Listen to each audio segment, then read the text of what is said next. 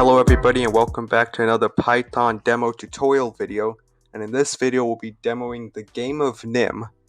And how this game works is that you can play against another player or you can play against a computer, and what you gotta do is you select a pile and then you can choose how many pieces you want to remove from it, and the player with the last piece left who has to take it loses.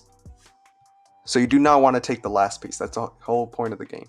So the computer took one piece from pile C. Let me take 4 from pile B. Yep, the computer took 3 pieces, which means I'll have to take the last piece, which means the computer won the game.